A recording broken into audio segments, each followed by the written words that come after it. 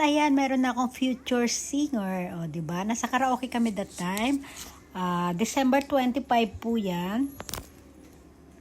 Ayan, ano yan. Yung karaoke, mayroon siyang kids room. O, nag-voice over tayo kasi masyadong maingay yung music.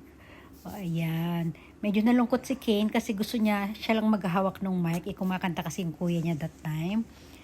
Ayan o, gusto niya siya. Ayan, yung panganay ko.